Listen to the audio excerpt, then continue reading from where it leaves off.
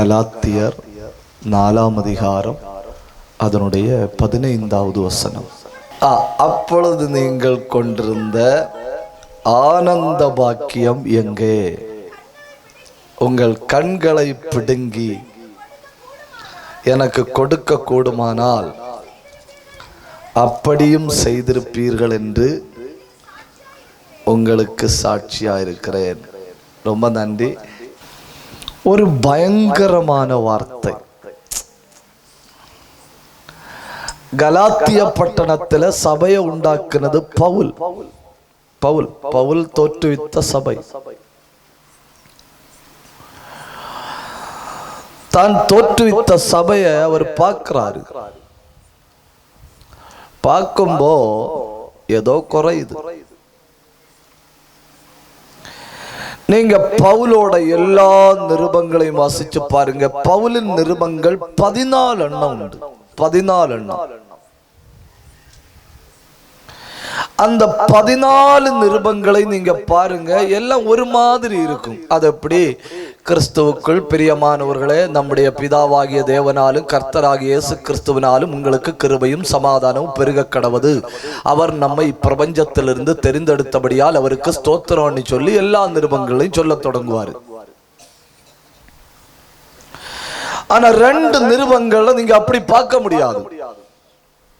நீங்க எபிரேயர்கள் நிருபத்தை பார்த்தா அப்படி பார்க்க முடியாது. பூர்வ காலங்களில் பங்கு பங்காகவும் வகை வகையாகவும் தீர்க்கதரிசிகள் மூலமாய் பிதாக்களுக்கு திருவுளம் பற்றின ஆண்டவர் இந்த கடைசி நாட்களில் குமாரன் மூலமாய் நமக்கு திருவுளம் பற்றுகிறார். அவர் இவரை சர்வத்துக்கும் சுதந்திரவாளியாக நியமித்தார். இவரை கொண்டு சகலத்தையும் உண்டாக்கினார். அவர் இவருடைய தன்மையின் சொரூபமும் மகிமையின் ரூபமாயிருந்து சர்வத்தையும் தம்முடைய வல்லமையுள்ள வசனத்தினால தாங்குகிறவராய் தம்மாலே தாமே நம்முடைய பாவங்களை நீக்கும் சுத்திகரிப்பை உண்டு பண்ணி உன்னதமானவருடைய சிங்காசனத்தின் வலது பாரிசத்தில் உட்கார்ந்தார். பாத்தீங்களா? நன்றி சோத்திரம் வாழ்த்து ஒண்ணும் கிடையாது. எடுத்த உடனே பாம்ப் டிராப். அதே போல ஒரு முறையாக்கும் கலாத்தியர்களை நிருபத்தில் சொல்றது. கலாத்தியர்களை நிருபத்தை தொடக்கத்தில் நீங்க பாருங்க, டோஸ் சொல்லியாக தொடங்குறாரு. மனுஷராலும் அல்ல, மனுஷர் மூலமாயும் அல்ல அப்படின்னு சொல்லிட்டு தொடங்குறாரு. தொடங்குகிற பவுல் தன்னுடைய உள்ளத்தின் ஆழத்தை வெளிப்படுத்தி கொஞ்சம் வார்த்தைகளை பேசுறாரு. தன்னுடைய உள்ளத்தின் ஆழத்தை வெளிப்படுத்தி பேசுகிற அந்த வார்த்தைகள்ல ஒரு 5 எண்ணத்தை சொல்லிவிட்டு கலாத்திய பட்டணத்தில் வாழ்கிற பரிசுத்தவான்களை பார்த்து பவுல் கேட்கிற 5 கேள்விகளை சொல்லி நாம ஜெபிக்க போறோம். யார் இந்த பவுல்? அதாவது தெய்வத்தை 2 விதத்துல கண்டுபிடிக்க முடியும். ஒன்னு, முகத்துக்கு முன்ன ஒரு பிரகாசத்தினால தெய்வத்தை காண முடியும். அப்போஸ்தலர் 9ஆம் அதிகாரம் 3வது வசனம். ஒரு வெளிச்சத்தின் வழியாக பவுல் ஆண்டவரை கண்டார். அப்போஸ்தலர் 9:3. பிரயாணமாய் போய் தமஸ்குவுக்கு சமீபித்த பொழுது பாத்தீங்களா, வானத்திலிருந்து அவனை ஒரு ஒளி சுற்றி பிரகாசித்தது. இப்ப இந்த கண்களுக்கு உள்ள கர்த்தரை தெரிஞ்சு போச்சு. அதோட முடியல. ஏன்னா அது 1வது அனுபவம். இந்த கண்ணுக்கு முன்ன கர்த்தரை தெரிஞ்சது எப்ப வேணாலும் மறப்பதற்கு வாய்ப்புண்டு. நீங்க பாருங்க, இந்த அற்புதங்களை பெற்று ரட்சிக்கப்பட்ட வர ஆட்களை நிலைநிறுத்துறது ரொம்ப கஷ்டம். ஏன் நிலைநிறுத்த ரொம்ப கஷ்டம்னா, எழும்பி நின்று சாட்சி சொல்லணும், கர்த்தருக்கு ஸ்தோத்திரம், கடந்த சில ஆண்டுகளாய் வயிற்று வலியோட வேதனைப்பட்டேன், தெய்வத்தை தேடி வந்தேன், வயிற்று வலி மாறினது. 3 வாரம் தாண்டி அவங்கள காணாது. ஏன்னு கேட்டா பயங்கர தலைவேதனைன்னு. வயிற்று வலி கொண்டு வந்தது தலைவலி, வயிற்று வலி கொண்டு வந்தது தலைவலி கொண்டு போனது. அப்ப அற்புதங்களை பெறுகிறவர்களை தக்க வைக்கிற ரொம்ப கஷ்டம். இப்ப முகத்துக்கு முன்ன கர்த்தரை கண்டாச்சு. அதோட பவுல் நிறுத்தல்ல. அப்புறம் என்ன பண்றாருன்னு பாருங்க. கலாத்தியர் 1ஆம் அதிகாரம் 16வது வசனம். அவர் சொல்றாரு, என் முகத்துக்கு வெளிப்பட்டவர் என் உள்ளத்துக்கும் வெளிப்பட்டார். வாசிங்க.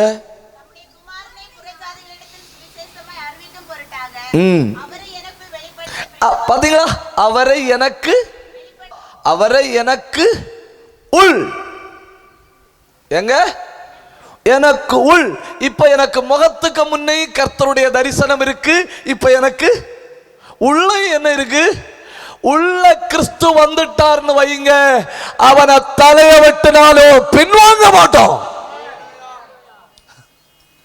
இந்த ஒரு மாதிரி பேசிட்டு நடக்க ஆட்கள், ஆலயத்துக்கு போனேன் ஒன்னும் கிடைக்கலன்னு சொல்ற ஆட்கள், ஊழியத்தை குறை சொல்ற ஆட்கள், பரிசுத்தவான்களை பரிகாசம் பண்ற ஆட்கள், அவங்களுக்கெல்லாம் என்ன நடந்தது தெரியுமா? அவங்க முகத்துக்கு முன்ன கிறிஸ்துவை கண்டார்கள். எங்க காணல? உள்ள கிறிஸ்துவ காணல. உள்ள கிறிஸ்துவ கண்டவன் வெறும் கழுதையாய் மாறி விடுவான். உயிருள்ளவரை அவரை சுமக்கிற கழுதையாய். கை உயர்த்தி ஒரு அல்லேலூயா சொல்லுங்க. இப்போ ஒரு நாள் 5 நிமிஷத்துல முகத்துக்கு முன்ன வெளிப்பட்டார். 5 நிமிஷம். ஆனா உள்ள வெளிப்பட்டது 5 நிமிஷத்துல இல்ல. உள்ள வெளிப்படுவதற்கு என்ன நடந்தது? அந்த 16, 17, 18 வசனத்தை வாசிக்கும் போது, கலாத்தியர் 1, நான் மாம்சத்தோடும் இரத்தத்தோடும் யோசனை பண்ணாமல் எனக்கு முன்னே எருசலேமுக்கு போகாமலும், பாருங்க, அரபி தேசத்துக்கு புறப்பட்டு போய், பாத்தீங்களா, 3 வருஷம் ஒரு இடத்துல போய் உட்கார்ந்து இருக்கிறான். 3 வருஷம் வெளி உலகத்தோட தொடர்பு இல்லாம, சாதாரண மனுஷனோட தொடர்பு இல்லாம. இப்ப இவனை கண்டா நமக்கு என்ன தோணும்? ஒரு வெளிச்சம் வழியில வச்சு கண்டு ஆளு லூஸ் ஆச்சுன்னு தோணுது. என்ன ஆச்சுன்னு தோணுது? லூஸ் ஆச்சுன்னு தோணுது. ஏன்னா 3 வருஷம் தனியா ஒரு வராந்தரத்துல போய் உட்கார்ந்து இருக்கிறாய். அவன் லூசு கிடையாது. அவன் 3 வருஷம் உட்கார்ந்து எல்லா லூசையும் டைட் பண்ணது. எல்லாம் டைட் பண்ணா 3 வருஷம் என்ன நடந்து கொண்டிருந்தது தெரியுமா? ஒரே ஒரு தடவை முகத்துக்கு முன்ன வெளிப்பட்டார். 1000 தடவை உள்ளுக்குள்ள வெளிப்பட்டார். உள்ளே வெளிப்படுத்தி வெளிப்படுத்தி வெளிப்படுத்தி அதனாலே ஆகும். ரோமர் 8ஆம் அதிகாரம் 36 முதல் 39 வரை பவுல் சொல்றாரு. எத்தனை காரியங்களை சொல்றாரு தெரியுமா? 17 காரியங்களை சொல்றாரு. 17. பசியோ, பட்டினியோ, பஞ்சமோ, நிர்வாணமோ, நிகழ்காலமோ, வருங்காலமோ, வேற எந்த சிருஷ்டியோ, அதிகாரங்களோ, தூதர்களோ, எதுவானாலும் கிறிஸ்துவின் அன்பை விட்டு நம்மை பிரிக்க முடியாது என்று நிச்சயித்திருக்கிறேன். கை தட்டி ஆண்டவரை மகிமைப்படுத்துங்க. ஏன்னா எனக்கு கிறிஸ்து உள்ளே வெளிப்பட்டிருக்கிறார்.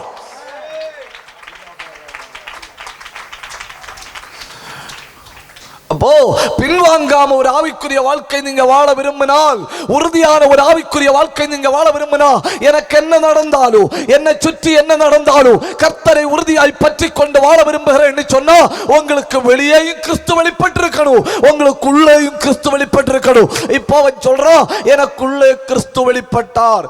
கண்டிப்பா பவுலுக்குள்ள கிறிஸ்து வெளிப்பட்டார்னா, பவுலுக பிரசங்கத்தை கேட்கிற ஆட்களுக்கு உள்ளேயும் வெளிப்பட்டிருப்பாரு. வெளிப்பட்டிருப்பாரா? கலாத்தியர் 3ஆம் அதிகாரம் 1வது வசனம். புத்தி இல்லாத கலாத்தியரே, பாத்தீங்களா, சக்க குருவும் தின்னு நல்ல மிளவும் வச்சு இடிச்ச சம்மந்திய சிரட்டையில முக்கி தின்ன காலத்தை மறந்து போனீங்களேன்னு, அந்த காலத்தை எல்லாம் மறந்துட்டீங்களேன்னு கேட்கிறாரு பவுல். வாசிங்க. அங்க பாருங்க, இயேசு கிறிஸ்து சிலுவையில் அறையப்பட்டவராக உங்க கண்களுக்கு முன்ன, பாத்தீங்களா, உங்க கண்ணுக்கு முன்ன, உங்க கண்ணுக்கு முன்ன, அப்புறம் பிரத்யட்சமாய் உங்களுக்கு. பாத்தீங்களா, பவுல் என்கிற பிரசங்கியாருக்கு கண்ணுக்கு முன்னே கிறிஸ்து, உள்ளுக்குள்ளையும் கிறிஸ்து. இப்ப அவர் பிரசங்கம் பண்ணாரு. அவருடைய பிரசங்கத்தை கேட்ட ஆட்களை பார்த்து சொல்றாரு, கிறிஸ்து உங்க கண்ணுக்கு முன்னே வெளிப்படுத்தப்பட்டார் பிரத்யட்சமாக, உங்க உள்ளையும். உண்மையான விசுவாசி என்ன, சிலுவையில் அறையப்பட்டவரை கண்ணுக்கு முன்னையும் தெரியும், கண்ணுக்கு முன்னையும் தெரியும், உள்ளையும் தெரியும். அப்ப சரியான பாதையில தான் வந்திருக்கிறாங்க. இனி அந்த கலாத்தியரை பார்த்து மட்டும் பவுல் சொல்றார், ஒண்ணு தனக்குள்ள இருந்த தனக்கு முன்னே இருந்த கிறிஸ்து அவங்களுக்குள்ளேயும் அவங்களுக்கு முன்னையும். அந்த கலாத்தியரை பார்த்து இன்னொரு வார்த்தை பவுல் சொல்றாரு. கலாத்தியர் 4:19 உங்களுக்கு தெரியுமா? ஒவ்வொரு விசுவாசிகள் பிறக்கிறது வரை தான் கர்ப்ப வேதனைப்படுறேன். கிறிஸ்து உங்களில் உருவாகும் அளவும் நான் உங்களுக்காக என்ன சொல்லி தொடங்குறாரு தெரியுமா? My little kids. ஸ்கூல் வைக்க ஒரு நல்ல பேர் கிடைச்ச மை லிட்டில் கிட்ஸ். கிறிஸ்து உங்களில் உருவாகும் அளவும் நான் என்ன பண்றேன்? ஒரு கணம் ஒன்று யோசிச்சு பாருங்க. ஒரு விசுவாசியை உருவாக்க என்ன பாடில்லையா? நோய் பிடிச்ச வீட்டில் பண்டுள்ள பாஸ்டர்மாருக்கு ஒரு இருப்பு குட்டி உண்டு. இருப்பு குட்டி அவளுக்கு ஏபிசிடி இங்கிலீஷ் அதொன்னும் தெரியாது, அவளுக்கு விவரமா ஒன்றும் தெரியாது. ஆக ஒரு இருப்பு பலவை மட்டும் உண்டு, அதில் உட்கார்ந்து இருப்பணும். எவ்வளவு பெரிய வியாதி பிடிச்ச ஆளை கொண்டு வந்தாலும் கொண்டு அங்கே படுக்க வைப்பணும். இவ அந்த பலவையில் உட்காந்து கண்ணை மூடி சோத்திரம் சோத்திரம் சோத்திரம் சொல்லி முடியல. அந்தகார வல்லமே அப்புறத்து கண்டத்தில் போய் விழுந்து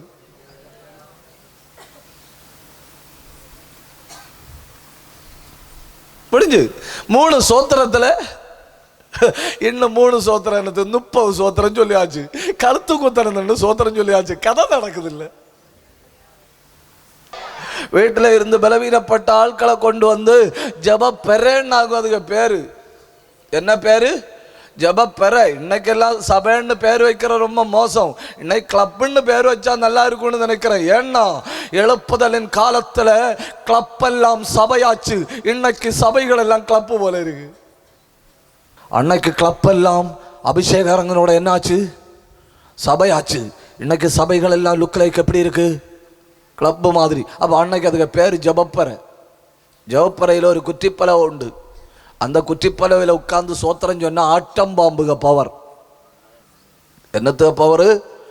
ஆட்டம்பாம்புக பவர். அதில் உட்கார்ந்து சோத்திரம் பண்ணா எந்த வியாதியும் மாறும், எந்த கட்டும் அவிழும், எந்த கோட்டையும் இடியும், எந்த ஆளும் அற்புதத்தை பெற்றுக்கொள்ளும். ஒவ்வொரு ஆத்மாவுக்காக பாஸ்டர் தன்னோட உயிரை ஆகும் கொடுக்கிறது. ஒவ்வொரு ஆத்மாவுக்காக உயிர். அவர் சொல்றாரு, கிறிஸ்து உங்களுக்குள்ள உருவாகும் அளவு நான் என்ன பண்றேன்? கற்ப வேதனைப்படுறேன். அப்படின்னா 30 ஆத்துமாக்கள் ரட்சிக்கப்பட்டிருக்கிறாங்கன்னா பவுல் குறைஞ்சது எவ்வளோ கற்ப வேதனைப்படுறாரு? 30 தடவை. 50 பேர் ரட்சிக்கப்பட்டிருக்கிறாங்கன்னா எந்த நேரோ கற்ப வேதனைப்பட்டு இருக்கிறான் பக்தன் பவுல். அவன் சொல்றான், என் சிறு பிள்ளைகளே, எனக்கு இந்த உலகத்தில் ஒரு நோக்கம்தான் உண்டு. நீங்கள் நல்ல வீடு வைக்கணும்னு எனக்கு நோக்கம் இல்லை, நீங்கள் பெரிய ஆட்களாக மாறணும்னு எனக்கு நோக்கம் இல்லை. எனக்கு இந்த உலகத்தில் ஒரே ஒரு நோக்கம், எப்படியாவது எப்படியாவது எப்படியாவது எப்படியாவது கிறிஸ்து அங்க உள்ள உருவாகணும். ஒரு நிமிஷம் வலது கையை உயர்த்துங்க. வலது கையை உயர்த்தி ஆண்டவரை பார்த்து சொல்லுங்க, எனக்கு வேற நோக்கம் ஒன்றும் இல்லப்பா, நீர் எனக்குள்ள உருவாகணும். கையை உயர்த்தி சத்தம் உயர்த்தி சொல்லுங்க, என் பிள்ளைக்குள்ள நீர் உருவாகணும், என் குடும்பத்துக்குள்ள நீர் உருவாகணும். அதற்காக கற்ப வேதனைப்பட்டு போராடவும் நான் ஆயத்தமா இருக்கிறேன். கை உயர்த்தி அது நகடக துரபதன பிரௌடம துரபலபரபலமா ரியாந்தர கந்தல் கபரபலம சந்தரபலமா அந்தூரபதன பிரௌடம துரபலபரபலமா. கிருபை இறங்குது, கிருபை இறங்குது. ஏற்கனவே சில வீடுகள்ல குடியிருக்கிற அந்தகார வல்லமைகள் இயேசுவின் நாமத்தில் வெளியேறுகிறது. சில வீடுகளுக்குள்ள கிருபை வருகிறது, ரட்சிப்பு வருகிறது. கை தட்டி சத்தம் உயர்த்தி வாயை திறந்து ஆண்டவரை உயர்த்துங்க.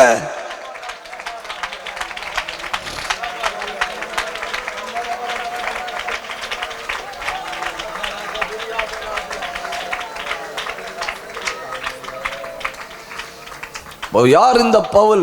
ஒன்று, உள்ளேயும் வெளியேயும் கிறிஸ்துவை அறிந்த பவுல். வெளியேயும் கிறிஸ்துவை கண்டிருக்கிறேன், உள்ளேயும் கிறிஸ்துவை கண்டிருக்கிறேன் பவுல். 2, யார் இந்த பவுல்? ஒவ்வொரு ஆளுக்காக கற்பவேதனைப்படுகிற பவுல். 3, அந்த ரோமருக்கு நிருப எழுதும் ஒரு வார்த்தை சொல்றாருன்னு, அந்த வார்த்தை எனக்கு ரொம்ப பிடிக்கும். என்ன சொல்றாரு தெரியுமா? ரோமர் 15:23 சொல்றாரு, இந்த திசைகளில் நான் கால் வைக்காத இடம் இல்லை. வாசிங்க. பார்த்தீங்களா? இந்த திசையிலே நான் போவாத இடம் இல்லை. எத்தனை தடவை எத்தனை சன்னியாசிமார் எத்தனை பிரசங்கிமார் பண்டு உங்கள் வீட்டில் நீங்கள் ஆதாயமாகணும்னு சொல்லி உங்கள் வீட்டில் மாறி மாறி கால் வச்சிருப்பேன் இல்லையா? அவங்கள்ட்ட கேட்டால் என்ன சொல்லணும் தெரியுமா? இந்த ஊரில் ஓடி நான் சவுட்டாத்த வீடு இல்லைன்னு சொல்லணும், இந்த தேசத்தில் நான் கால் வைக்காத்த வீடு இல்லைன்னு சொல்லணும், இந்த ஊருக்குள்ளே நான் இறங்கி நடக்காத்த இடம் இல்லைன்னு சொல்லணும். அண்ணெல்லாம் இது பேக்காட்டு மூளை போல கடந்து காணும். ஐயோ, யாருட்ட சொல்லகு? அதை ஒன்றும் பொருட்படுத்தாம வடக்கும் தெற்கும் கிழக்கும் மேற்கும் காலு வச்ச ஆட்கள் சொல்லணும், இந்த திசையில எங்கும் இனி நான் போவாத்த இடம் இல்லை. அப்போ ஒன்று, உள்ளேயும் வெளியேயும் கிறிஸ்துவை கண்ட பவுல். 2, உள்ளுக்குள்ள கற்பவேதனைப்படுகிற பவுல். 3, எங்கும் சுற்றி நடந்து ஒரு திசையை காட்டிட்டு சொல்றாரு, அந்த தூரம் வரை நான் பிரயாணம் பண்ணாத இடமே இல்லை. Praise the Lord. 4வது பவுலை பற்றி 4வது நான் சொல்ல வேண்டிய ஒரு காரியம், அவர் சொல்றாரு 1 கொரிந்தியர் 15:51, இன்னைக்கு நான் செத்துட்டாகும் வந்தேன். பார்த்தீங்களா? ஐ டை டெய்லி. 1 கொரிந்தியர் 15:31, அனுதினமும் சாகிறேன்.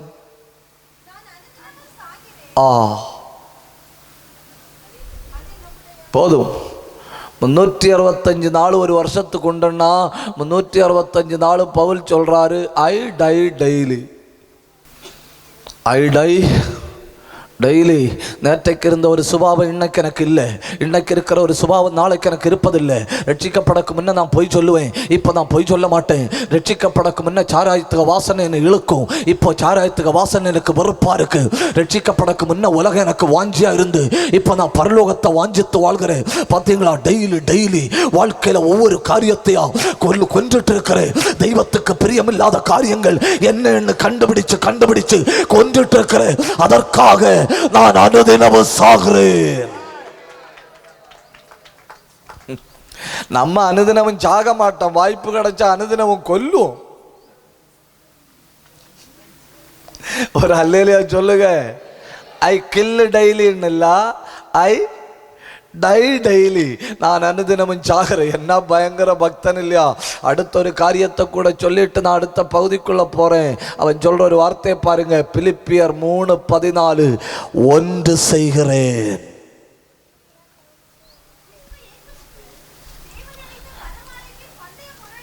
பதிமூணாவது வசனம்.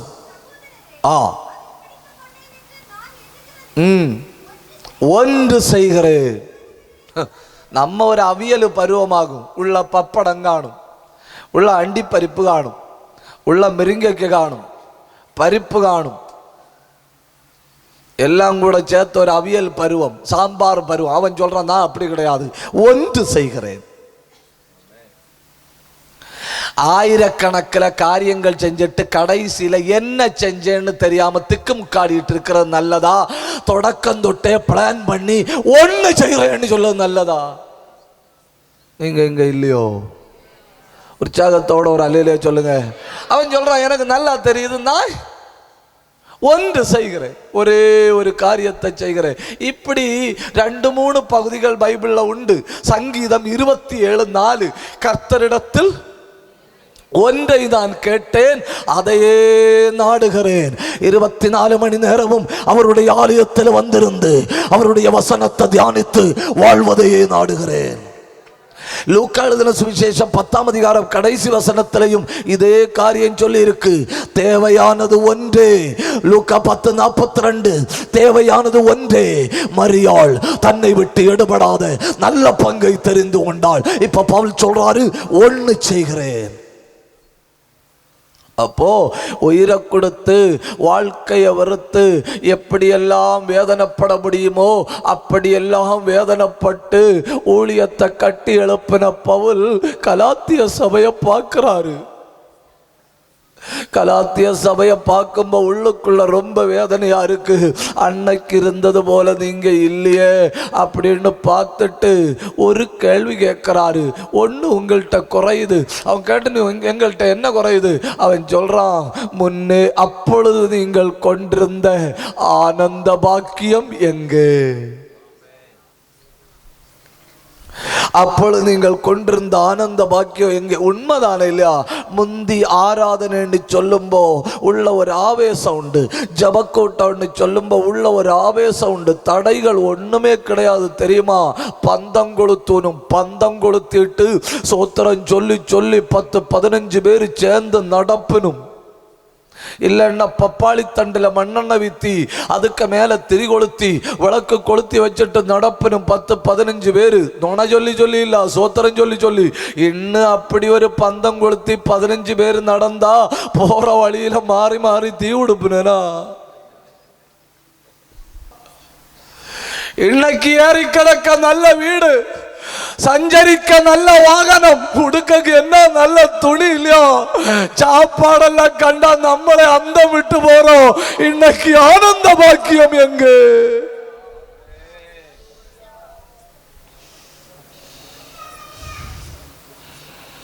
ஒன்னு யோசிச்சு பாருங்க.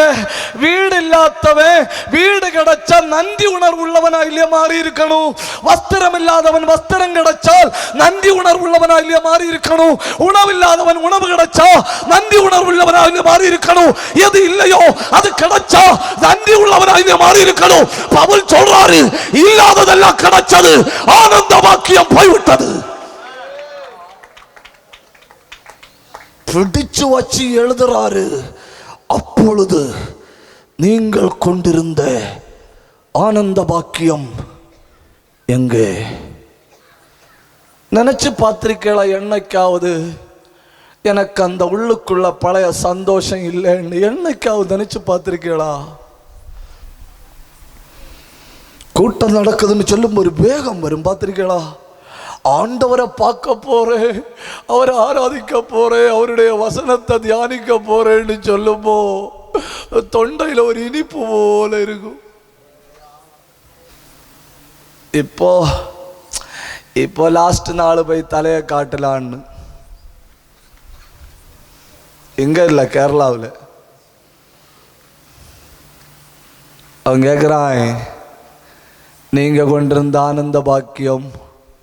பவுல் 5 கேள்வி, 10க்கு மேல கேள்வி கலாத்தியரை பார்த்து கேட்கிறாரு. எல்லாம் சொன்னா நீங்களும் தாங்க மாட்டியா, நம்ம சேர்ந்து தாங்க மாட்டோம். அதனால நமக்கு தாங்கத்தக்க 5 கேள்வியை சொல்லி நம்ம ஜபிக்கலாம். 1 கலாத்தியர் 1:10, யாரை பிரியப்படுத்துகிறோம்?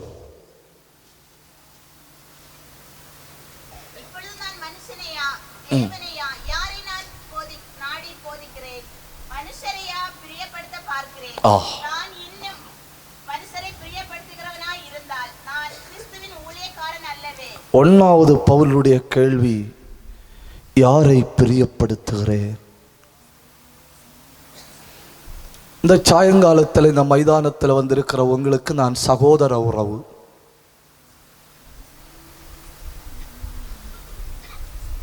நீங்களும் நானும் புசிப்பது ஒரே அப்பம், நீங்களும் நானும் குடிப்பது ஒரே திராட்சரசம், நீங்களும் நானும் பெற்றது ஒரே ஆவி, நீங்களும் நானும் ஆராதிப்பது ஒரே ஆண்டவரை. அதனால நமக்குள்ள ஜாதி மத இன நிற மொழி வித்தியாசம் இல்லாததுனால நான் உங்களுக்கு சகோதரன் முறை. அந்த முறையில் நின்று நான் கேட்கிறேன், யாரை பிரியப்படுத்துறீங்க? ஏன் ஞானசானம் எடுக்கல சிஸ்டர்? பிள்ளைகளை என்ன நினைக்கும் பாஸ்டர்? சரிதானே, பிள்ளைகள் என்ன நினைக்கும்? நான் அது யோசிக்க மறந்துட்டேன். வாழ்க்கையில பாதி வாழ்க்கை வாழ்ந்தாச்சு இல்லையா? கர்த்தர் பிரியப்படக்கு நான் இன்னது செஞ்சேன்னு சொல்லி ஒரு 5 காரியம் லிஸ்ட் அவுட் பண்ணுங்க. உங்க சொந்த மனசுக்குள்ள லிஸ்ட் அவுட் பண்ணுங்க. கர்த்தரை பிரியப்படுத்தும்படி நான் செஞ்சது இன்னது. ஒன்னு யோசிச்சு பாருங்க, யாரை பிரியப்படுத்துறோம்? 1-2 ஆட்கள்கிட்ட கேட்டு பாருங்க, நீ எப்படி ஆண்டவரை பிரியப்படுத்தினாய்? ஆபிரகாமிட்ட கேட்டு பாருங்க. ஆபிரகாம் சொல்றாரு, 25 வருஷம் பிள்ளை இல்லை. எத்தனை வருஷம்? 25 வருஷம் பிள்ளை இல்லை. கர்த்தர் பிள்ளைய தந்தாரு. அப்புறம் அவரே கேட்டாரு, தந்தாரு, அவரே கேட்டாரு. நாம அண்ணா என்ன நினைப்போம், இதுக்கு நீர் தராமலே இருந்திருக்கலாமே, கொடுத்துட்டு கேட்டு வாங்கிறத விட கொடுக்காமலே இருந்திருக்கலாமே. அவர் சொன்னாரு தருவியா? அவன் சொன்னா எங்க கொண்டு வரணும், எப்ப கொண்டு வரணும்? இன்னைக்குள்ள பாதி ஆட்கள் சிலப்ப இதுக்கு சம்மதிப்பனும், ஏன்னா பாதி வீட்டுல தலைவேதனை.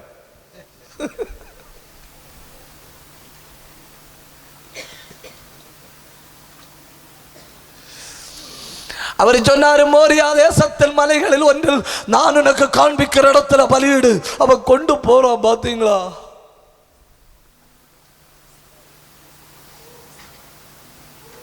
அவன் கொண்டு போறான். ஆபிரகாமிட்ட நான் கேட்கிறேன், ஏன்? ஆபிரகாம் சொல்லுவார், கடந்த 25 ஆண்டுகளாய் நான் கர்த்தரை பிரியப்படுத்தி வாழ்றேன். வலது கையை ஒன்று உயர்த்துங்க, வலது கையை ஒன்று உயர்த்துங்க.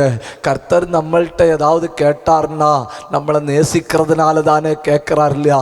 1 மணி நேரம் எனக்கு தா, அரை மணி நேரம் எனக்கு தா, 2 மணி நேரம் எனக்கு தா, என் பிரசன்னத்தில் வந்து விழுன்னு சொல்லி வேற யார்கிட்டையும் கேட்கல இல்லையா? உங்கள்கிட்ட தானே கேட்டாரு. உங்களை நேசிக்கிறதுனால தானே கேட்டாரு. உங்க மேல பிரியம் வச்சிருக்கிறதுனால தானே கேட்டாரு. அவர் மேல நீங்க பிரியத்தை வைக்க ஒரு வாய்ப்பு, நேரத்தை அவருக்கு கொடுங்கள். நான் யாரை பிரியப்படுத்துகிறேன்? அந்த கேள்விக்கு பவுல் என்ன பதில் சொல்றாருன்னு பாருங்க. 2 கொரிந்தியர் 5ஆம் அதிகாரம் 9வது வசனம். தேகத்தில் குடியிருந்தாலும் சரீரத்தில் குடியிருந்தாலும் குடியிராமல் போனாலும் அவருக்கு பிரியமானவர்களாயிருக்க நாடுகிறோம். கை உயர்த்தி ஒரு அல்லேலியா சொல்லுங்க. ஒரு நிமிஷம் ஆசையாவது படுங்க, முடியலன்னாலும் பரவாயில்லை, ஆசையாவது படுங்க. கை உயர்த்தி சொல்லுங்க, அப்பா உம்மை பிரியப்படுத்தி வாழணும்னு ஆசைப்படுறேன். கையை உயர்த்தி சொல்லுங்க, உம்மை பிரியப்படுத்தி வாழணும்னு ஆசைப்படுறேன். இந்த உலகத்துல யாரையெல்லாம் பிரியப்படுத்துறோம் இல்லையா?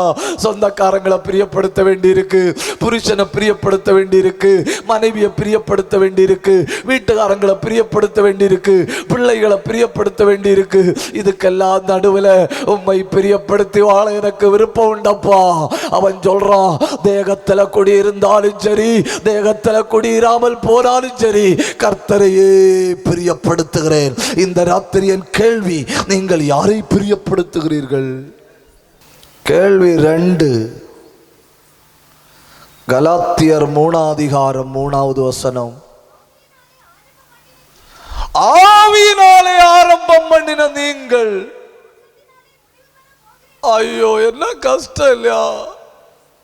ஆவியிலே ஆரம்பம் பண்ணின நீங்கள் மாம்சத்துல முடிக்க போறீங்களோ?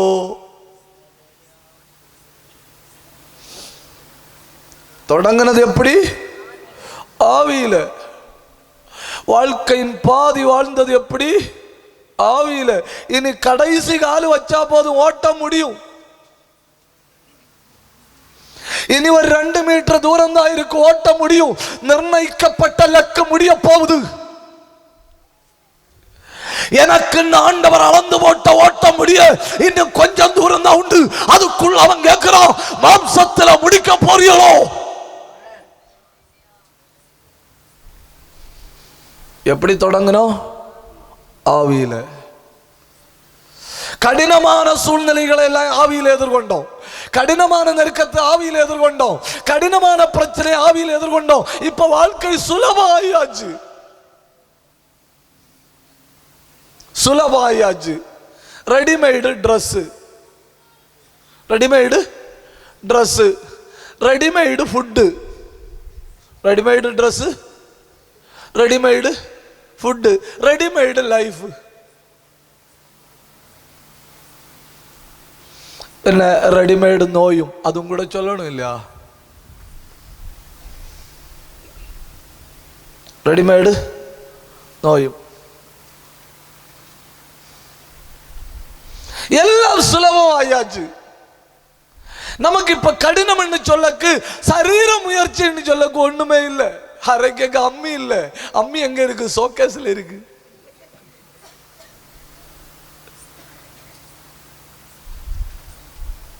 வெள்ளம் குறைக்கு பாலை இல்ல. பாலை எங்க கிடக்கு? வளக்குழியில கிடக்கு. சுவிட்ச் போட்டா அரையுது, சுவிட்ச் போட்டா தண்ணி வருது.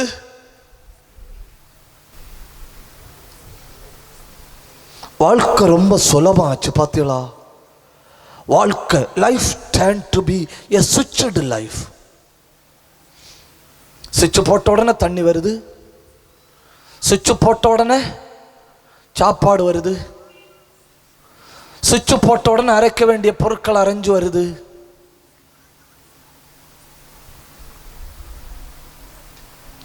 லைஃப் சுவிட்ச்டு லைஃப் ஆனதுனால நமக்கு இப்போ ஆவியில வாழ வேண்டிய வாய்ப்பு அதிகம் இருக்கு.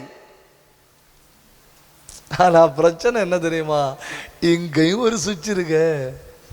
அதாகும் பிரச்சனை. அரைக்க வேண்டிய நேரத்தை ஸ்தோத்திரத்துக்கு செலவிடல இதுல, துவைக்க வேண்டிய நேரத்தை ஸ்தோத்திரத்துக்கு செலவிடல இதுல, குக் பண்ண வேண்டிய நேரத்தை ஸ்தோத்திரக்கு செலவிடல இதுல. எதெல்லாம் காரியங்கள் நமக்கு சுலபமாக்கப்பட்டதோ அத்தனை காரியங்களையும் இது விழுங்கிவிட்டது. அந்த நேரம் நமக்கு ஃப்ரீயா கிடைக்கல. அரைக்க வேண்டிய நேரம் நமக்கு ஃப்ரீ ஆகல. வாஷ் பண்ண வேண்டிய நேரம் நமக்கு ஃப்ரீ ஆகல. உண்மையிலே ஃப்ரீ ஆச்சு. ஆனா அந்த நேரத்தை மொத்தம் இவர் விழுங்கிட்டாரு.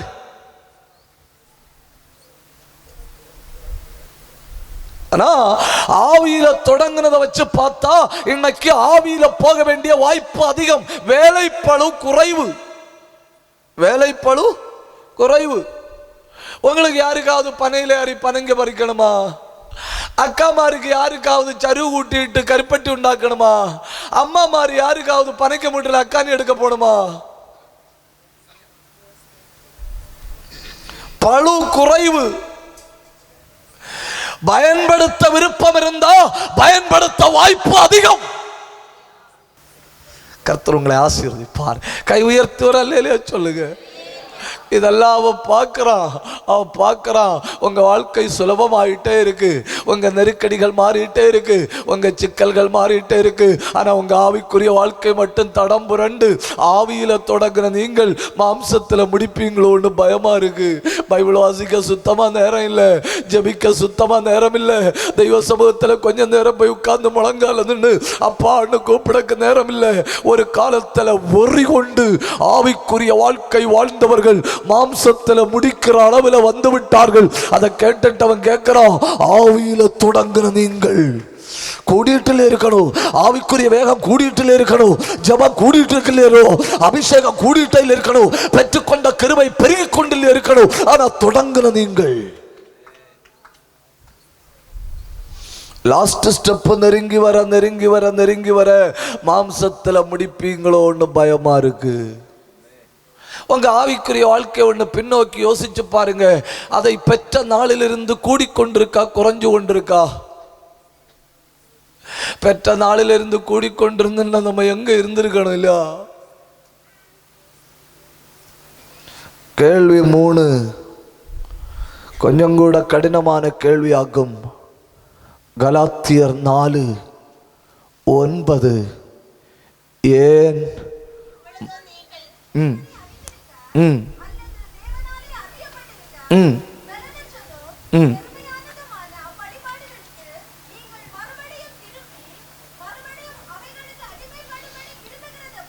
மூணாவது கேட்கிறாரு,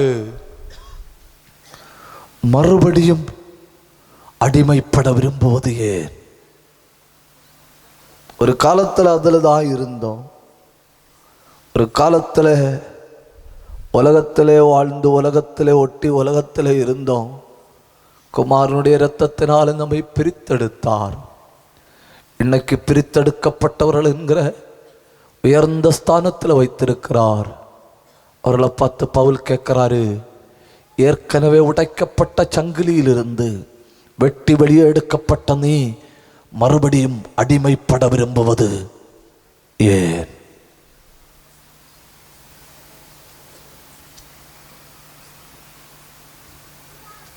ஒரு பிரபலமான பெண்மணி அந்த பிரபலமான பெண்மணி ஒரு நாள் தூங்கிக் கொண்டிருக்கும் ஒரு தரிசனம் கண்டார்கள்.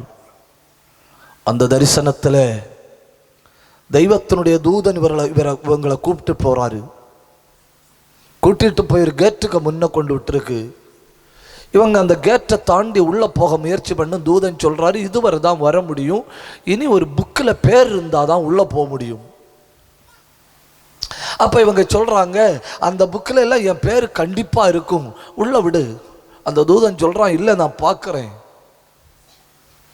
இந்த பெண்மணிக்கு முன்ன வச்சு அந்த புக்கை திறந்து பார்க்கும்போ அந்த பெண்மணி கான்பிடண்டா சொல்லுது, என் பேர் அந்த புக்கில் இருக்கும். திறந்து இந்த பெண்மணியோட பேரை பார்க்கும்போது அந்த தூதன் சொல்றான், இருந்திருக்கிறது. இருக்கிறதுன்னு இல்லை, இருந்திருக்கிறது, வெட்டப்பட்டிருக்கிறது. அந்த பெண்மணி அடுத்து தான் தரிசனத்தில் கண்ட வார்த்தைகளை சொல்லுது, நான் படுத்திருந்த கட்டில் மழை பெஞ்சு நனைஞ்ச மாதிரி நனைஞ்சு, என் உடம்பு முழுக்க வியர்த்தது. நான் எங்க தப்பு பண்றேன்னு உட்கார்ந்து கண்டுபிடிக்கும்படி நேரத்தை ஒதுக்குனேன். எதனால் என் பேர் ஜீவ புஸ்தகத்திலிருந்து வெட்டப்பட்டது? ஏன் ஆண்டவர் எனக்கு இப்படி ஒரு தரிசனத்தை காட்டினார்? நான் கொஞ்ச நாள் தேவ பாதத்தில் உட்கார்ந்து வெளியே எங்கேயும் தலை காட்டாம மறுபடியும் இழந்து போனேன். ஆவிக்குரிய அந்த உன்னதமான அனுபவத்தை அடைய விரும்பினேன். ஒன்று யோசிச்சு பாருங்க, நான் எப்படி இருக்கிறேன்னு கர்த்தர் இன்னொரு ஆளுக்கு காட்டி கொடுக்காம நான் எப்படி இருக்கிறேன்னு கர்த்தர் எனக்கு காட்டி தந்தா எவ்வளவு நல்லா இருக்கும் இல்லையா? ஒரு நிமிஷம் வலது கையை உயர்த்தி சொல்லுங்க, எனக்கு சொல்லித்தாரு ஆண்டவரே, என்னை உணர்த்து ஆண்டவரே. எதிலையாவது அடிமைப்பட்டிருக்க நான் கேளுங்க. ஏதாவது என்னை அடிமைப்படுத்தி விட்டதா? வாயை திறந்து தெய்வத்தோட பேசுங்க. தயவு செஞ்சு ஆண்டவரோட பேசுங்க. அப்பா, ஏதாவது ஆவிகள் என்ன அடிமைப்படுத்தி வச்சிருக்கா? ஏதாவது பாவங்கள் என்ன அடிமைப்படுத்தி வச்சிருக்கா? ஏதாவது சுபாவங்கள் என்ன அடிமைப்படுத்தி வச்சிருக்கா? இப்பவும் நான் எதுக்காவது அடிமையா இருக்கிறேனா? எனக்கு சொல்லித்தாரும் ஆண்டவரே, எனக்கு சொல்லித்தாரும் ஆண்டவரே. வெளிப்படையான வாழ்க்கையிலோ மறைமுகமான வாழ்க்கையிலோ ஏதாவது காரியங்கள் உங்களை அடிமைப்படுத்தி வச்சிருக்கா? இப்ப கர்த்தர் அக்னியை போட போறாரு. அது எரிய போகுது, அது எரிய போகுது. கர்த்தர் உங்களை நிரந்தரமாய் விடுவிக்க போகிறார். ரெண்டு கையை நல்லா தட்டி, நல்ல கையை தட்டி, நல்ல வாயை திறந்து, நல்ல ஆவியில போராடுங்க. 2 நிமிஷம் வாயை திறக்கணும், 2 நிமிஷம் ஆவியில நிரம்பணும். ஊடம் கமனம் கடகல் கமனா அந்தல் கமனமா பிரௌடமா துரபல வரபலமா. நான் மறுபடியும் அடிமைப்பட விரும்பல. அந்த சங்கிலி உடையுது. கண்ணை மூடி கை தட்டி, இந்த நாளில் ஆண்டவர் வைத்திருக்கிற விடுதலையை இப்பொழுது பெற்றுக் கொள்ளுங்கள். விடுவிக்கப்படுகிறாய். அடிமைத்தன நுகங்கள் உடைகிறது.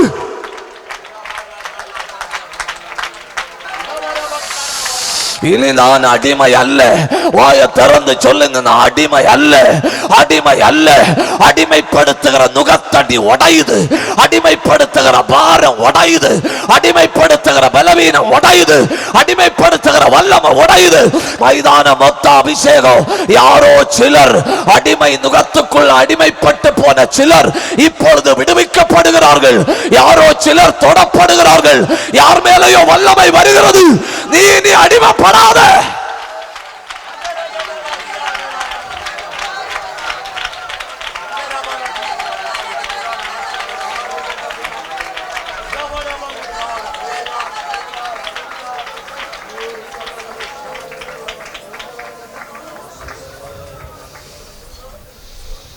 நெஞ்சில கத்தியால குத்துகிறது போல குத்தும் கேள்விகள் இல்லையா?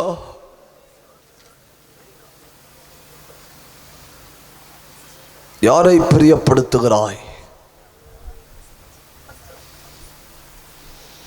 எப்படி முடிக்கப் போகிறாய்?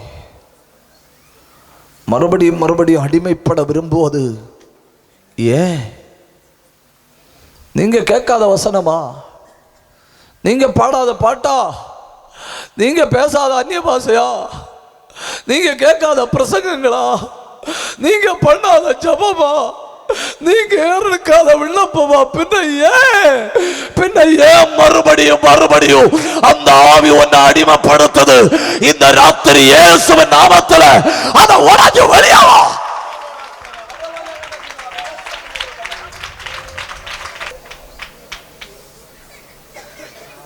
ஒன்னாவது கேட்கிறாரு,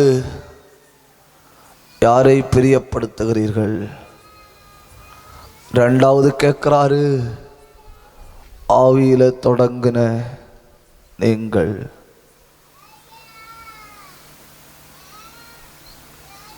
முந்தையெல்லாம் காலையில் 3 மணிக்கு 4 மணிக்கெல்லாம் ரோட்டை நடந்து போனா சில வீடுகளில் காலையில் பாட்டு பாடுற சத்தம் கேட்கும். காலையில் கதிரவன் தோன்றும் காலை இதேன்னு பாடி கேட்கும். சில வீடுகளில் காலையில் கேட்கும், பாரீர் அருணோதயம் போல் உதித்து வரும் இவர் யாரோ. இப்போ எல்லாம் அதே வீடுகளுக்கு பக்கத்திலோடி போகும்போ அதே காலை 3 மணி 4 மணிக்கு ஆட்கள் ஷோபாயில் கிடப்பினும் டிவியில் ஸ்டண்ட் ஓடிட்டு இருக்கும். ஆவியில தொடங்கினவர்கள் மாம்சத்தில் முடிப்பது எப்படி? ஒரு காலத்தில் அதுக்குள்ளதான் கடந்தோம். கிருபையினால் அதுக்குள்ள இருந்து வெளியே கொண்டு வந்தாரு. இப்போ ஆவியானவர் கேட்கிறாரு, மறுபடியும் நீங்கள் அடிமைப்பட விரும்போது ஏன்? கேள்வி 4, கலாத்தியர் 3:1.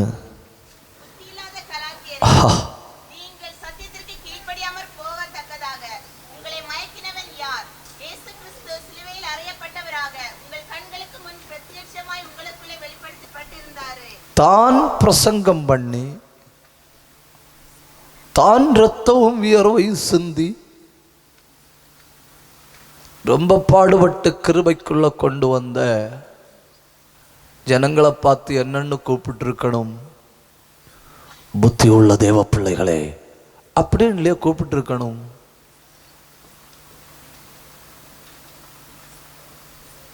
அவர் கூப்பிடுறாரு, புத்தி இல்லாத கலாத்தியரே, எனக்கு ஒரு சந்தேகம் இருக்கு. எது உங்களை மயக்கினது?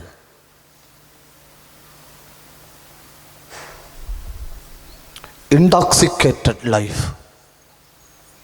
நமக்கு என்ன நடக்குதுன்னு நமக்கு தெரியல, நம்மளை சுற்றி என்ன நடக்குதுன்னு நமக்கு தெரியல, நம்முடைய வீட்டுக்கு என்ன நடக்குதுன்னு நமக்கு தெரியல, நம்முடைய பிள்ளைகளுக்கு என்ன நடக்குதுன்னு தெரியல, நம்முடைய தேசத்துக்கு என்ன நடக்குதுன்னு தெரியல. ஏன்?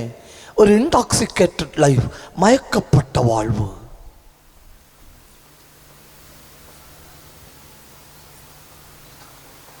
மூளையை சுற்றி ஒரு கருத்த துணியால மூடி கட்டினது போல ஒரு வாழ்க்கை. எனக்கு தெரியுது எனக்கு அந்த பழைய உற்சாகம் இல்லை, எனக்கு தெரியுது ஏதோ ஒரு சோம்பேறித்தனம் எனக்கு இருக்கு, எனக்கு தெரியுது ஏதோ ஒரு சோர்வு எனக்கு இருக்கு, எனக்கு தெரியுது முன்ன மாதிரி செயல்பட முடியல, எனக்கு தெரியுது.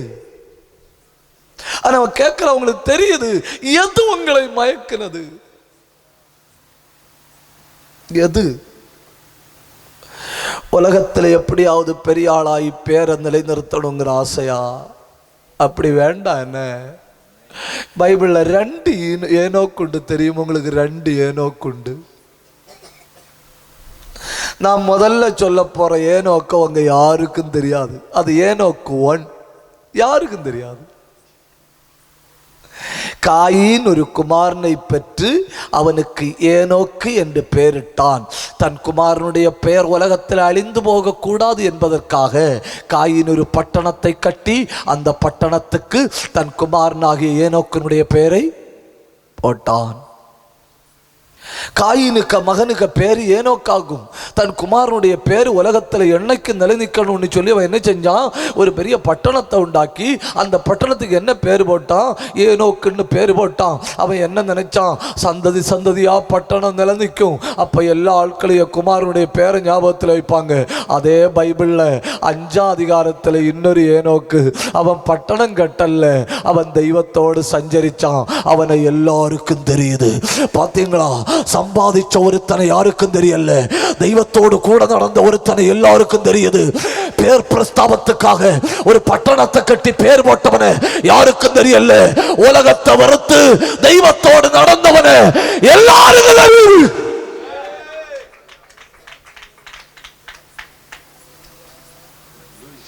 எது உங்களை மயக்கி வச்சிருக்கு? எது ஒன்னு யோசிச்சு பாருங்க. மயக்கப்பட்ட வாழ்க்கை வாழ்கிறோம்.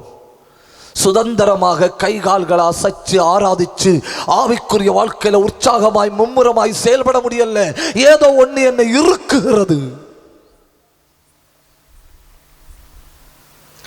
சுதந்திரவாளி என்கிற பேரோட கட்டப்பட்ட வாழ்க்கை வாழ்கிறேன். பேர் என்ன? ரட்சிக்கப்பட்ட விடுவிக்கப்பட்ட சுதந்திரமான தேவ பிள்ளை. ஆனா வாழ்க்கை எப்படி இருக்கு? எந்த பக்கத்திலையும் செயல்பட முடியாதபடி ஒரு இறுக்கம், சரீரத்தில் ஒரு இறுக்கம், வாயை திறந்து பேசும் ஒரு இறுக்கம், வாழ்க்கையில் ஒரு இறுக்கம். A tensioned life. I am not able to move myself freely. என்னால் என்ன சுதந்திரமாக செயல்படுத்த முடியவில்லை. ஏன்? மயக்கப்பட்டு விட்டேன். எல்லா விதத்திலையும் யாராவது ஒரு ஆள் எனக்கு உதவி செய்யணும், யாராவது என்கிட்ட சொல்ல வேண்டி இருக்கு பைபிள் வாசி, யாராவது சொல்ல வேண்டி இருக்கு ஜெபி, யாராவது சொல்ல வேண்டி இருக்கு ஆலயத்துக்கு வா, யாராவது சொல்ல வேண்டி இருக்கு துதி, யாராவது சொல்ல வேண்டி இருக்கு தெய்வத்தை தேடு, யாராவது சொல்ல வேண்டி இருக்கு உபவாசம் பண்ணு, யாராவது சொல்ல வேண்டி இருக்கு தெய்வத்தை உண்மையோட தேடு. ஏன்னா நான் சொந்தமாக அதை யோசிக்க முடியல. நான் மயக்கப்பட்டு விட்டேன். I always trust upon somebody. Somebody has to help me. Somebody has to push me.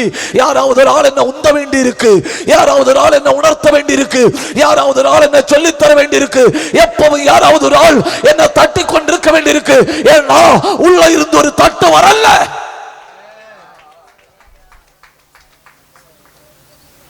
ஆராதிங்கிற சத்தம் வெளியே இருந்து கேட்க கூடாது, உள்ள இருந்து கேட்கணும். துதிங்கிற சத்தம் வெளியே இருந்து கேட்க கூடாது, உள்ள இருந்து கேட்கணும். ஆலயத்து போகிற சத்தம் வெளியே இருந்து கேட்க கூடாது, உள்ள இருந்து கேட்கணும். மயக்கப்பட்டதுனால உள்ள இருந்து கேட்கிற சத்தம் ஓய்ந்து விட்டது.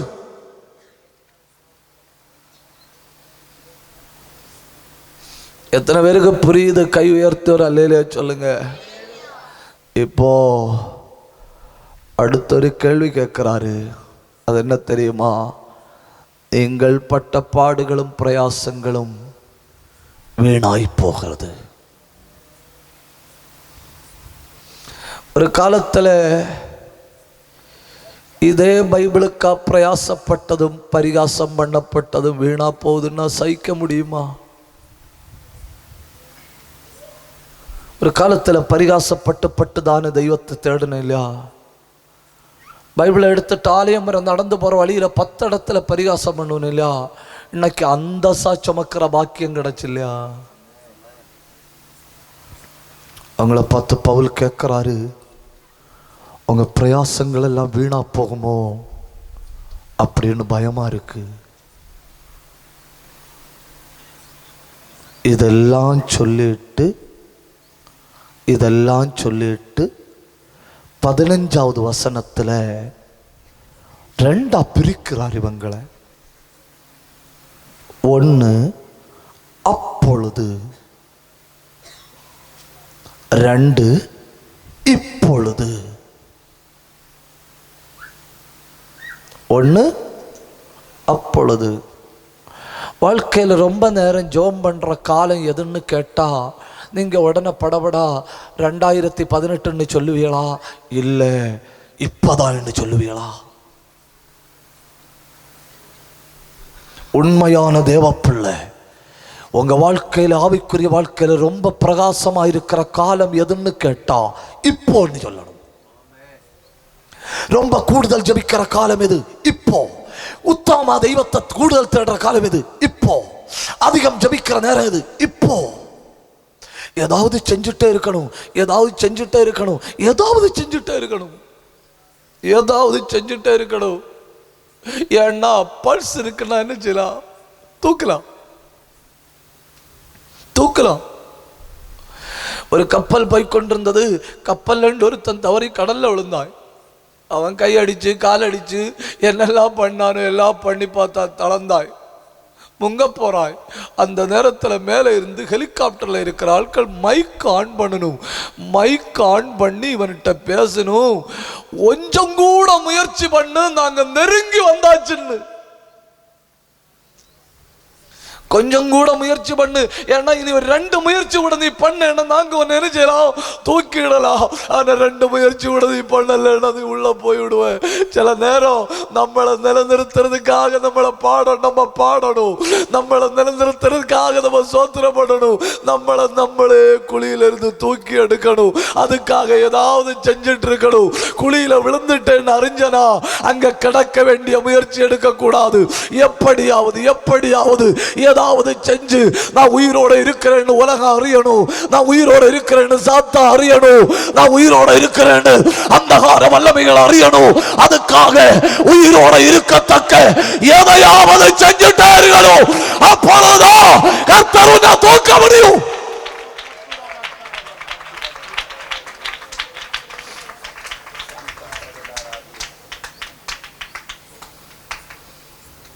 அப்பொழுதுன்னு சொல்றாரு, இப்பொழுதுன்னு சொல்றாரு. அவங்கள பார்த்து சொல்றாரு, அப்போ நான் உங்கள்கிட்ட ஒரு காரியத்தை பார்த்தேன்.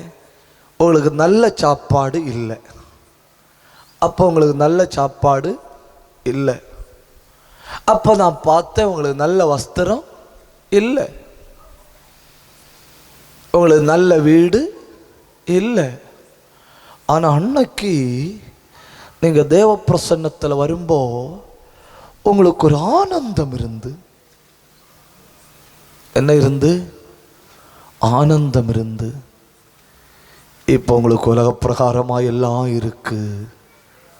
அவன் கேட்குறான், அப்பொழுது நீங்கள் கொண்டிருந்த ஆனந்த பாக்கியம் எங்கே?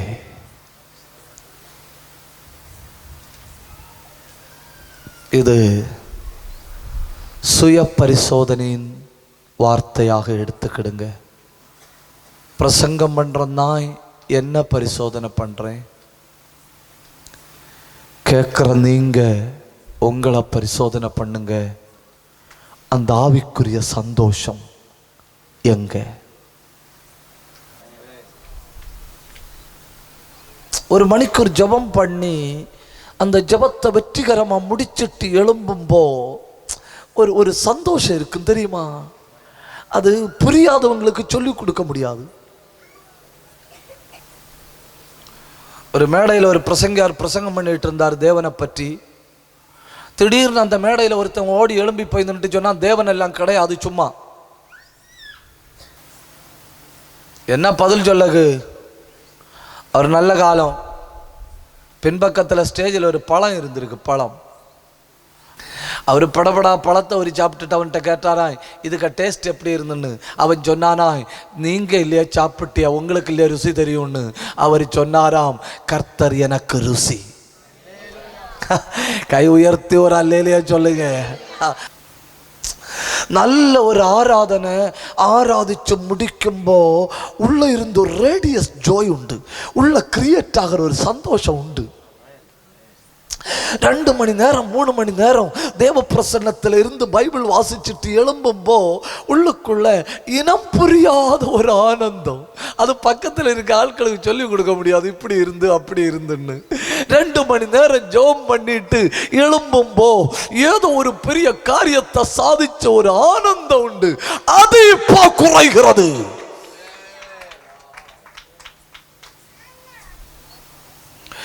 வேதத்தை வாசித்த பொழுது கிடைத்த சந்தோஷம் எங்கே? ஆராதித்த பொழுது கிடைத்த சந்தோஷம் எங்கே? முழங்கால் நின்று ஜெபித்த பொழுது கிடைத்த சந்தோஷம் எங்கே? அப்பொழுது நீங்கள் கொண்டிருந்த ஆனந்த பாக்கியம் எங்கே? ஒருத்தன் பைபிள்ல தனக்கு அது குறைஞ்சிட்டுன்னு கண்டுபிடிச்சான். ஒரே ஒருத்தன். அவன் தற்பரிசோதனை பண்ணினாய். அவனுக்கு தெரிஞ்சு போச்சு, நான் அந்த ஆனந்த பாக்கியத்தை இழந்துட்டேன்னு அவனுக்கு தெரிஞ்சு போச்சு. அவன் என்ன பண்ணலாம்? யாருக்கும் தெரியாமல் அப்படியே நடக்கலாம். யாருக்கும் தெரியும், யாரு கவனிக்க போகிறாங்க அப்படின்னு சொல்லி அப்படியே என்ன செய்யலாம்? நடக்கலாம். அவன் அப்படி நடக்க விரும்பல. அவன் ப்ராக்டிக்கலாக அதை உள்ளுக்குள்ளே எடுத்துட்டு முழங்கால ஆண்டவருடைய சமூகத்தில் போய் நின்றுட்டு சொல்கிறான், ரட்சண்யத்தின் சந்தோஷத்தை திரும்பவும் எனக்கு தந்து, ரட்சண்யத்தின் சந்தோஷத்தை திரும்பவும் எனக்கு தந்து, இந்த மாலை நேரத்தில் கர்த்தர் இந்த மைதானத்தில் ஒரு ஆனந்த பாக்கியத்தை அனுப்ப போறாரு. இருக்கிற இடத்துல ஒன்று கை தட்டி திறந்து ஆண்டவரை மகிமைப்படுத்துங்க, ஆண்டவரை மகிமைப்படுத்துங்க, ஆண்டவரை மகிமைப்படுத்துங்க.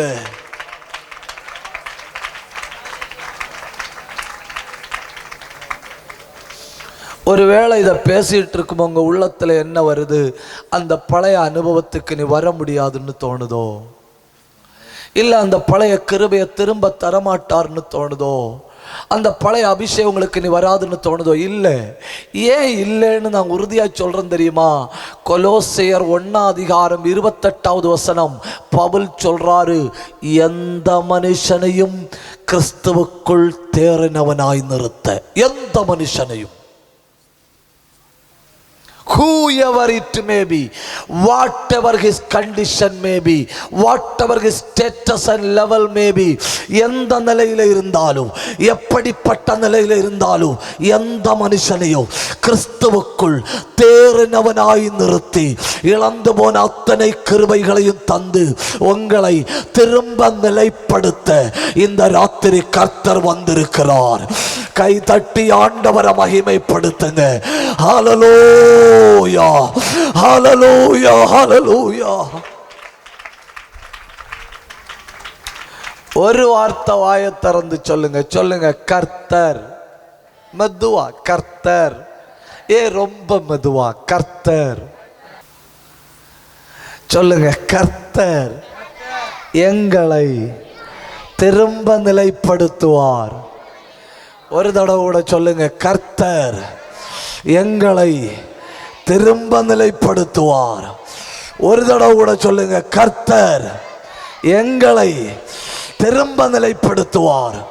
எத்தனை பேர் உண்மையிலே விரும்புறீங்க, எனக்கு அந்த பழைய ஜபாபிஷேகம் வேணும், எனக்கு அந்த பழைய சந்தோஷம் வேணும், எனக்கு அந்த பழைய கிருபை வேணும், எனக்கு அந்த பழைய ஆவியின் பலன் வேணும்? எத்தனை பேரோடு கர்த்தருடைய வசனம் பேசினது? எத்தனை பேர் உண்மையிலே உள்ளுக்குள்ள விரும்புறீங்க? அவர்கள் மேல் இப்பொழுது ஒரு மழை பெய்ய போகுது. அவர்கள் மேல் இப்பொழுது ஒரு மழை பெய்ய போகுது. அது அபிஷேகத்தின் மழை. இருக்கிற இடத்துல கை தட்டி, நல்ல கை தட்டி, நல்ல வாய திறந்து, சிஸ்டர் இழந்து போன அந்த ஜப ஆவிய இப்பொழுது உனக்கு திரும்ப தருகிறார். இழந்து போன அந்த கிருபையை இப்பொழுது திரும்ப தருகிறார்.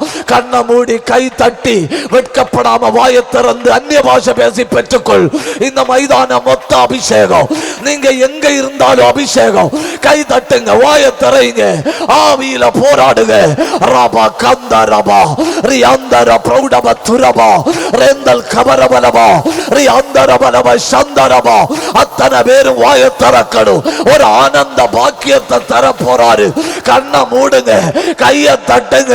பேசின அதே ஆவியானவர் இப்பொழுது உங்களை தொட்டு கொண்டிருக்கிறார். பேசின அதே ஆவியானவர் இப்பொழுது உங்களை நிரப்பி கொண்டிருக்கிறார். பேசின அதே ஆவியானவர் இப்பொழுது தம்முடைய வல்லமையை உங்க மேல போடுகிறார். கண்ணை மூடி கை தட்டி பெற்றுக் கொள்ளுங்க. இந்த மைதானத்தில் ஆவியானவர் உடகமன கடகதன பிரௌடப துரபல வரபலவா ரேல் அந்தரி கந்தரா அந்தல் கமன அந்தல் கபரபலவா சந்தர சத்தரபலவா. ஒரு ஆவியின் பொழிந்தருளப்படுதல் உண்டாவதாக. ஒரு ஆவியின் பொழிந்தருளப்படுதல் உண்டாவதாக. உங்க ஜெபத்தை திரும்ப நிலைப்படுத்துறாரு. உங்க கிருபையை திரும்ப நிலைப்படுத்துறாரு. அந்த அபிஷேகத்தை திரும்ப நிலைப்படுத்துறாரு. இது வெட்கப்பட வேண்டிய இடம் அல்ல. இது கை தட்டி பெற்றுக் கொள்ள வேண்டிய இடம்.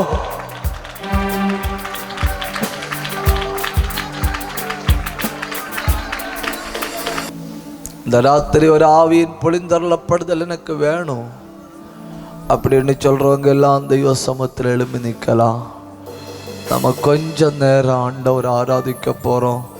பேசப்பட்ட வசனங்களை கொஞ்சம் கௌரவமா எடுங்கன்னு வாயை திறந்து நாம் ஆண்டவர் ஆராதிக்க போறோம். ஹல்லேலூயா, ஹல்லேலூயா. தினந்தோறும் உம்மிலுள்ள அன்பு என்னில் பொங்குதே, நேசரே நீர் வேகம் வந்து என்னை சேருமே. தினந்தோறும் நேசரே நீர் வேகம் வந்து என்னை சேருமே. பூரண அழகுள்ளவரே, பூவிலத்து வாழ்க்கையதில் நீரே போதும், வேறே வேண்டாம். நல்ல கை தட்டி. மண்ணுக்காக மாணிக்கத்தை விட்டிட மாட்டேன், வெறும் மண்ணுக்காக